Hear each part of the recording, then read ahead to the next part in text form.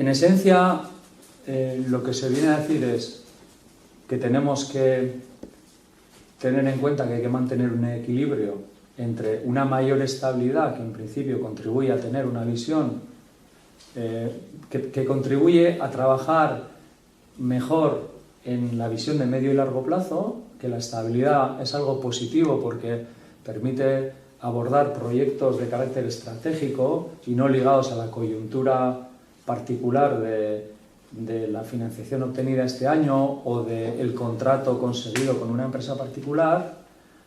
Y también el estudio lo que viene a decir es, lo que no queda claro es que una mayor estabilidad financiera basal supusiera solo elementos positivos, porque quizá podría suponer, eso es lo que dice el estudio, quizá podría suponer una mayor ineficiencia y permitidme decirlo, un relajamiento en la relación con el mercado y con la demanda empresarial. Entonces yo creo que el gran reto es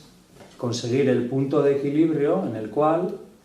la financiación basal te permite trabajar con estabilidad y con visión de medio y largo plazo y tener un sistema por el cual hay un tensionamiento positivo de atender a las demandas de las empresas. Yo creo que ese es, en esencia, el elemento más importante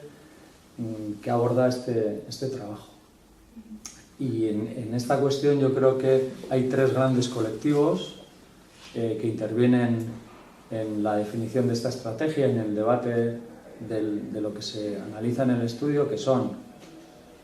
las administraciones públicas de distinto nivel. Yo diría, y así lo tengo escrito y lo voy a decir, que el estudio interpela más a unos que a otros,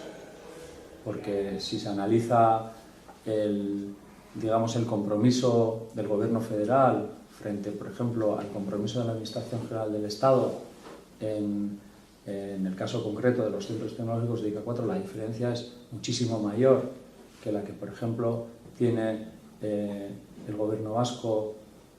frente a los gobiernos regionales o la propia Diputación Foral de Guipúzcoa, que sin tener competencias, bueno, pues hace una aportación. Por tanto, diría que las administraciones públicas son un elemento fundamental en esta cuestión, pero creo que algunas salen peor paradas que otras. Lógicamente, yo creo que los centros tecnológicos también tienen que, bueno, pues hacer su propia reflexión, en particular sobre cuáles son las dificultades, y no solo financieras, que tienen para llegar, en particular, a las pequeñas y medianas empresas. Antes de encontrarme con vosotros, me he tomado un café en la cafetería, me he encontrado con Isaac Agurbide, el director del IMH, y me decía, bueno, que él entiende que centros como el IMH tienen que colaborar más y mejor con los centros tecnológicos en ofrecer soluciones a las pequeñas empresas. Entonces,